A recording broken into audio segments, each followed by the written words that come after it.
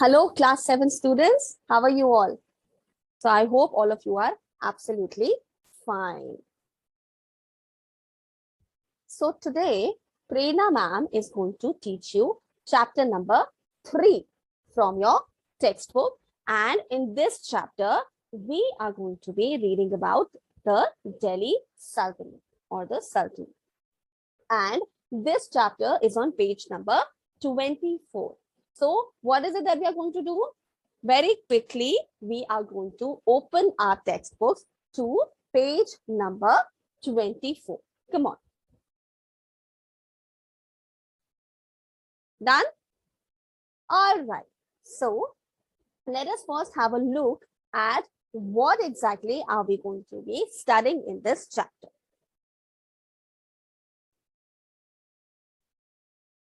So chapter number 3, page 24. So we are going to be reading about some rulers.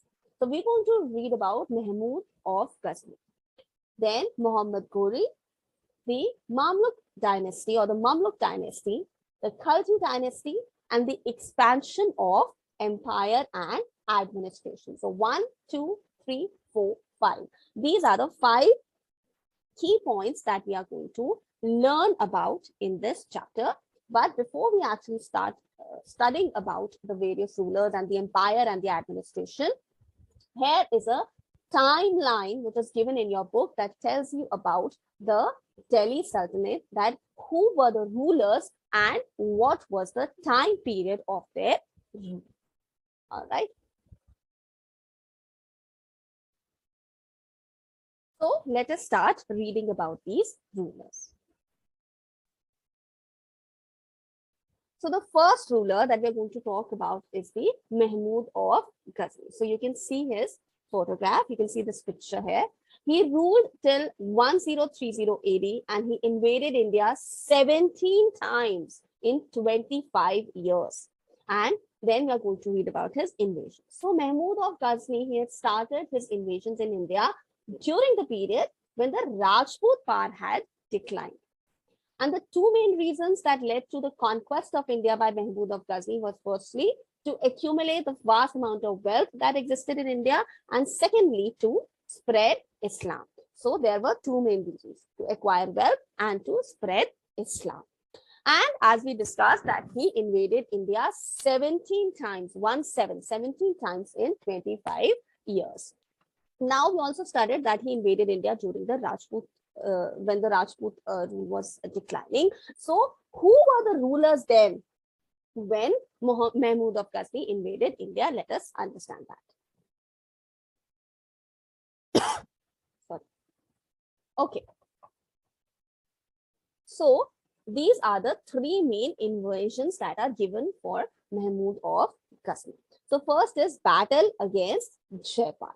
Okay. So the first kind of not exactly the first invasion, but then also understanding about how and what happened during this invasion. Let us try to understand this. So when we talk about battle with or battle against Jaipal, so Mahmud's invasion of India, it started in 1001 AD with the first campaign against Jaipal. So this was the first invasion of the Hindu Shahi dynasty, the ruler of Punjab. His last attack in India was on the Somnath temple, and he defeated Jaipal and took him as a prisoner in a battle near Peshawar. Later on, Jaipal was released but forced to pay tribute to Mahmud. Then Jaipal could not bear this insult and he gave the reins of his kingdom to his son Anandpal and committed suicide by burning himself. Now, the second battle was against Jaipal's son Anandpal. After the victory over Jaipal, Mahmud continued his invasions into India, and to challenge Mahmud, Anandpal formed an alliance with the Rajput rulers. So there was Rajput rulers in some of the areas of Gwalior, Kalanjar, Ajmer, and Delhi. But even the combined forces of Rajput forces, they could not defeat Mahmud, and a victorious Mahmud made further inroads into northern and western parts of India. So this particular area. Then the attack on the Somnath temple, which happened in 1026 AD, wherein he actually took huge amount of wealth. So these were the 3 invasions that are discussed in your textbook. Okay, moving ahead.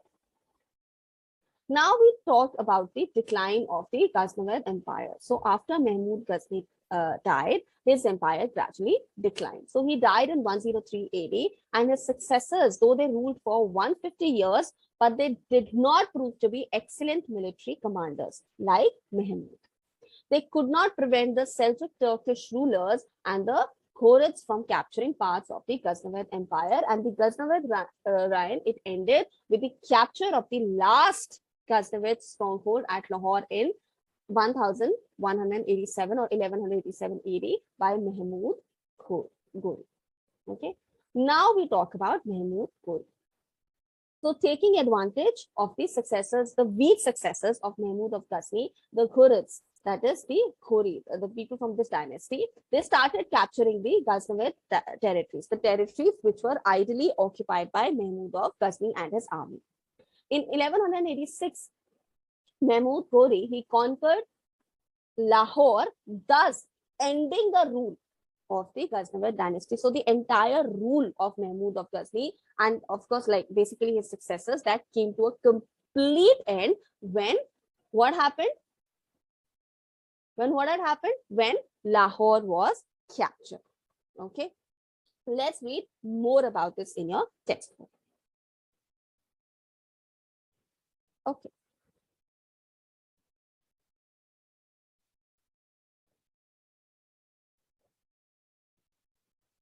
So Ghori's march in India. So 2 battles of terrain.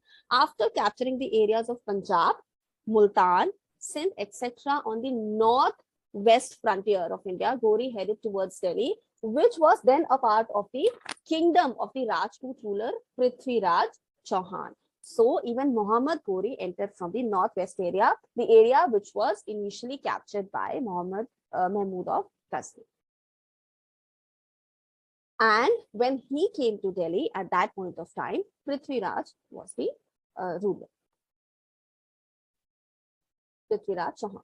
So the Rajput army met Ghori's forces in the first battle of the reign, that was in 1191 AD, and Ghori suffered a crushing defeat. So like a lot of people, a lot of rulers were not able to defeat Mahmud of Ghazni, but Muhammad Ghori was defeated by the Rajput forces. However, the defeat did not demoralize him. And the following year, what did he do? He again challenged Prithviraj Chauhan in the second battle of Terrain. This time, Prithviraj formed an alliance of the Rajput rulers. However, the rulers of Kannauj, that is Jai Chand, he refused to join the alliance. And in this time, Ghori's army, they defeated the combined forces of Rajput rulers, and Prithviraj Chauhan was killed. Ghori's victory in the second battle of Terrain marked the end of the Rajput rule in North India and the beginning of Turkish rule in India. So now what had happened? Now, because the Rajput rulers were completely eliminated, so now Muhammad Ghori, he started expanding his empire. So he made the captured Indian territories part of the Ghurid Empire. To look after these territories, he appointed Qutubuddin Aibak as governor. After the return of Ghori to Ghor, Aibak captured Mathura, Gwalior, Malwa, and other territories, and he became the Sultan after the death of his brother in 1202 AD. And then he returned to India in 1206 AD to suppress a rebellion.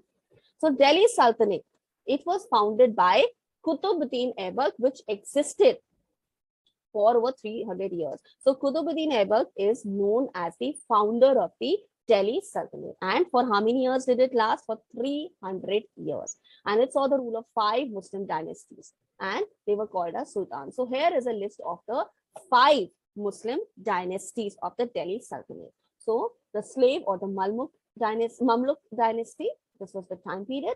Then you had the Khalji dynasty, you had the Tughlaq dynasty, the time periods are given, the Sayyid dynasty and the Lodi dynasty.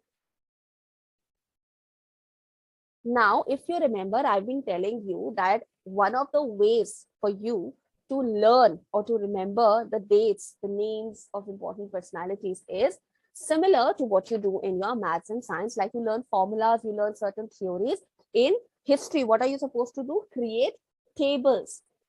And then you can paste those tables around your study table, on your study table, or around your study area, so that what will happen every time you will pass through that area, or every time you will sit on your study table, you will have a look at these tables that you have drawn, and it is but obvious that because you will be looking at them continuously, you will be able to remember them. Correct? So now let's move further. So these are the dynasties that we have just discussed. Okay. Now let us learn something more about these dynasties. So the Mamluk dynasty, Qutbuddin Aibak from 1206 to 1210 AD. So following Ghori's death, his governors declared themselves independent. So after Mahmoud Ghori died, his governors, they declared themselves independent, and one such governor was Qutbuddin Aibak, who took the control of Ghori's possessions in India. And he's, as we have just studied, he's considered as the founder of the Delhi Sultanate and the slave dynasty, or the Mamluk dynasty. And most of the ruler of this dynasty, that is Qutbuddin Aibak, Iltutmish, Balban, they started their career as slaves. And he was also, of course, Qutbuddin Aibak was the first ruler of the Mamluk dynasty. And he initially ruled from Lahore, but later on he moved the capital to Delhi. And he ruled for 4 years. And he's portrayed as a ruler who really took care of his subjects. And then his kindness, his generosity, because of this, he earned the title of Lakh Baksh. So someone who was extremely generous for or towards his subjects, that he would give them lakhs and lakhs. And then we know about Qutub Minar, which is made in the honor of the Sufi saint Qutbuddin Bakhtiyar Khaki. The construction of Qutub Minar, it was completed by Qutbuddin Aibak's son Iltutmish. And he also built the first mosque in India, which is Quwwatul Islam, that is Mind of Islam. And he died while he was playing polo in 1210. Then we talk about Iltutmish. So we know that Aibak, he ruled only for 4 years, and the territories that were won by him were like the loose units of fledgling empire. So when Iltutmish, when he became the Sultan, he faced a lot of rebellion from these conquered territories. But because he was a powerful ruler, he was able to bring all of these territories under his control, more or less the northern part of India. And he also saved his empire from the Mongolian attack. All right. So these are the beautiful buildings. And then he ruled for 25 years. He was an able administrator. What did he do? He divided the empire into several provinces called as Iqtas, and these were ruled, or these were governed by Iqtadars. All right. And he did not consider, Iltutmish, he did not consider his sons capable after their death. So he named his daughter Razia as his successor. So imagine that the rulers at that time, they were so open-minded that they were ready to give the rule of the entire kingdom to their daughters. So they did not probably believe in the concept of the patriarchal society or a rule. But the Turkish nobles, they were not in favor of a female ruler. So after Iltutmish's death, they put the reins of Sultanate in the hand of the eldest son, Rukn-ud-Din Firoz Shah, but of course, he proved to be incapable. Then Razia started ruling. She was the first female Muslim ruler, and her throne was Jalatuddin Razia, and she was a good administrator, just like her father, and she was a very brave princess as well. All right. So there were a lot of Turkish rulers, a lot of opposition that she had to face. And then later on, Razia and her husband, Altamir, they were killed by the forces of the nobles. Now we talked about Balban. So after Razia died, many rulers, they ascended the throne for Delhi, but for short period. Till Razia's youngest brother, Nasiruddin Muhammad, was chosen by some nobles as the Sultan. So Nasiruddin Muhammad, after Razia, proved to be an effective, he was chosen to rule, but then again, even he did not prove to be a capable leader. Then there were revolts and attacks by the Mongols. And so the Balban, he also faced certain revolts. And besides the threat of Mongol attacks, also loomed large over the Sultanate. But Because he was skillful, he was powerful, he was able to have a control over these attacks. Okay. Then we know that finally Balban died in 1286, and he was a strong monarch of the last strong monarch of the Mamluk dynasty. But then again, even he had very weak successors. Finally, the Mamluk dynasty came to an end and came the Khalji dynasty. So the reign of Khalji dynasty began in 1290 AD with the accession of the Sultanate throne by the first Khalji Sultan. Who was that? Jalauddin Khilji, who killed Balban and his grandson, who basically killed Balban's grandson, Kaikubad, who was the last ruler of the slave dynasty. And Jalauddin, he was an old man of 70, but was very accommodating in nature. He compromised with the rebellious nobles by forgiving them for their revolts. Okay. And Jalauddin, he was killed. He could rule only for 6 years, but he was killed by his own nephew, Alauddin, in 1296 AD. Then Alauddin Khilji, he became the Sultan later on, 1296, and he was an ambitious ruler who wanted to build a huge empire. Though he's regarded as a good administrator and an accomplished general. So what steps did he take to expand his empire? He was able to tackle the rebellious nobles. And how did he do that? He either killed or blinded the heirs of Jalauddin. He banned socializing among nobles to prevent them from conspiring against him. The nobles were not allowed to enter into marital relations. For organizing parties, they had to seek prior approval. So people were not allowed to have any social gatherings. The nobles were not allowed to maintain armies. Then military expeditions. To expand his empire, he, of course, had a lot of military expeditions through which he annexed Gujarat, Malwa, Ujjain, Dhar, Chanderi, Ranthambore, and Chittor. And the attack on Chittor, which was a Rajput kingdom, is counted among his ruthless expeditions. That is, he was very cruel in this expeditions. Though they fought with him with a lot of valor, with a lot of bravery, yet they were not succeeded. And we know that at that time, the Rajput princess Padmini, she performed a Johar so as to avoid being captured by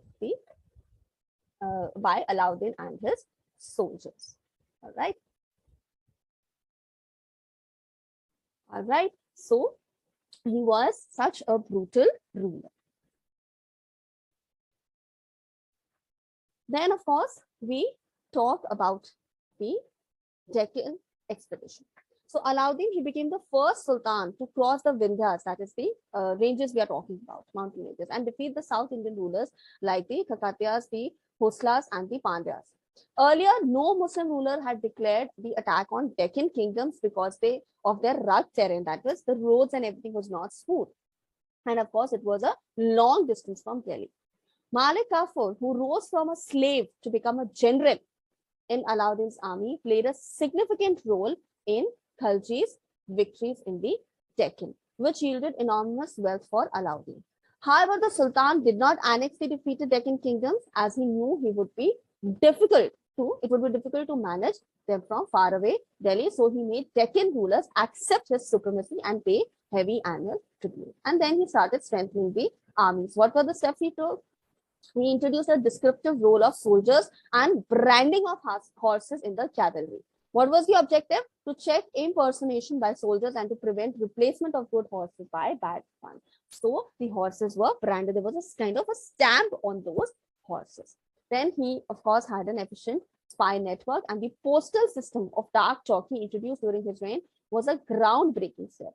Through this system, Alauddin, he kept in touch with his army when they were on the move. So letters were exchanged. And fighting with the Mongols. So one benefit of keeping a standing army was that Alauddin was able to repulse the Mongol attacks that occurred during his rule. So he was able to control that as well. And he also strengthened the forts along the route taken by the Mongol invaders to instill fear in the minds of the Mongols. Their captured leaders were trampled under the feet of elephants. So he was such a brutal ruler. Then he also introduced certain market reforms or changes in the policies. So he introduced the revenue and market reforms to benefit the common man and to curtail the growing power of rich class. So land was measured and assessed for tax according to its fertility.